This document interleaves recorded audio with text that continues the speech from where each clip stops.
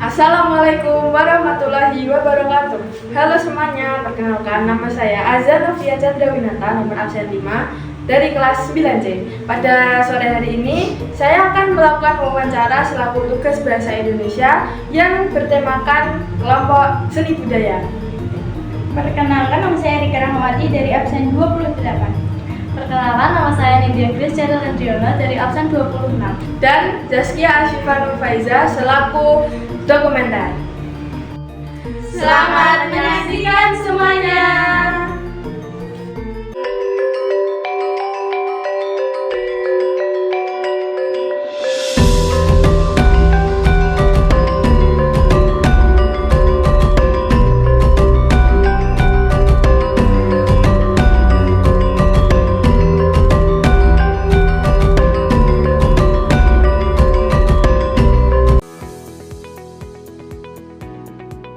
Assalamualaikum warahmatullahi wabarakatuh.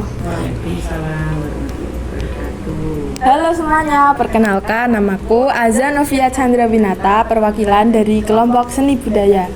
Pada kesempatan kali ini, saya akan mewawancarai seorang pengrajin batik yang bernama Sibori. Untuk itu, dengan Ibu siapa? Nama saya Bu Suci, lengkapnya Suci Indiaswati. Oh iya, hari ini saya ingin menanyakan seputar batik Sibori. Ya. Yang pertama, apa itu batik Sibori? Sibori itu sebenarnya merupakan satu teknik menghias kain ya. Jadi teknik menghias kain yang menggunakan teknik ikat kemudian dicelup ke pewarna. Oh. Lalu siapa sih yang mengembangkan batik Sibori ini sendiri? Sibori itu kan memang asalnya dia dari Jepang ya, tapi kemudian dibawa orang India masuk ke Indonesia, ya. Ada di Jawa, ada juga di daerah Banjarmasin itu namanya sasirangan. Kalau di Jawa biasanya biasa disebut dengan batik jumputan, gitu ya. Tapi akarnya itu dari Jepang, namanya Sibori, gitu.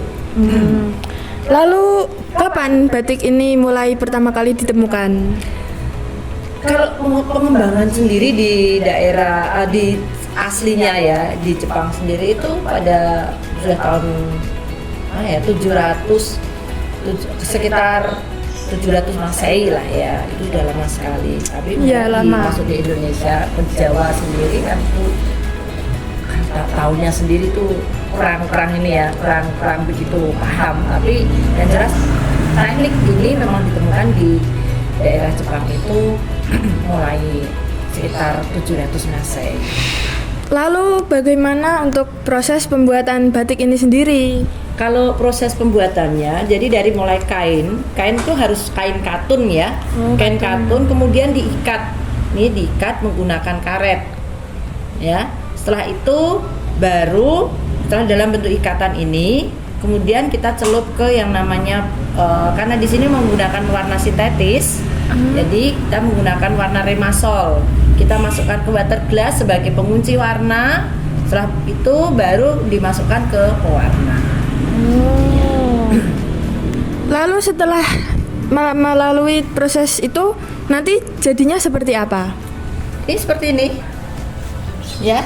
Silakan sini seperti ini. Jadi ada motif ini yang namanya motif kanoko, ya. Ada yang ini menggunakan teknik seka Sibori. Ini yang bulatan kecil-kecil ini juga ya. Ini kanoko. Atau ada juga yang ini bentuk-bentuk bunga atau daun, ini motifnya bermacam-macam. Ini pakai teknik nulis Sibori. Oke. Lalu ini adalah pertanyaan yang paling ditunggu-tunggu. Kenapa sih batik Sibori ini sendiri memiliki motif yang berbeda dari batik-batik pada umumnya? Karena tekniknya yang berbeda, maka hasilnya pun akan berbeda. Karena mengandalkan ikatan lipatan ya. Jadi tidak hanya ikatan saja, tapi menggunakan lipatan sehingga corak-corak yang geometris maupun yang corak-corak secara kayak bunga ya, yang flora itu bisa kita dapat. memang ada khas sendiri ya daripada batik. Karena apa, banyak hal-hal yang atau motif yang tampak itu di luar dari pemikiran kita ketika saat membuat. Berarti kuncinya dalam pembuatan batik ini harus menggunakan ikatan dan Iya. lipatan seperti itu. Iya, benar. Lalu bagaimana peran batik Shibori ini untuk melestarikan kearifan budaya lokal? Yang jelas akulturasi ya. Nah, akulturasi budaya entah itu dari asing ataupun memang dari khas dari milik lokal Indonesia, itu akan memberikan warna yang berbeda. Contohnya kita juga mengembangkan antara batik tulis ya, batik tulis dengan shibori kita gabungkan. Jadi motif dalam satu kain tidak hanya shibori atau jumputan saja, tidak, tetapi ada motif batiknya juga. Ya.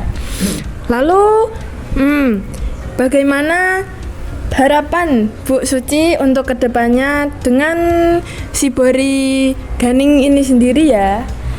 Harapannya anak-anak muda generasi ya, kalian itu kan Gen Z atau Alpha ya sudah ya. Nah itu dapat menginovasi antara budaya yang memang benar-benar lokal seperti batik, tenun, songket ya. Kita tidak menutup kemungkinan untuk memasukkan motif-motif jumputan atau shibori. Jadi lebih kreatif, lebih berinovasi baik secara tekniknya maupun pengembangan dari motif-motif itu sendiri. Ya, baik. Terima kasih ya Bu Ya. untuk jawabannya. Ya mungkin kedepannya kita ingin mempelajari cara proses pembuatan batik ini sendiri. Baik, selamat ya. Semoga sukses untuk semuanya. Ya Ibu juga. Semoga Amin. semakin lancar dan laris untuk penjualan batiknya ini. Ya, terima kasih. Ya. Demikian wawancara dari kelompok kami. Semoga bisa menambah wawasan baru mengenai apa itu batik Shibori dan semoga bermanfaat bagi kita semua. Wassalamualaikum warahmatullahi wabarakatuh. Waalaikumsalam.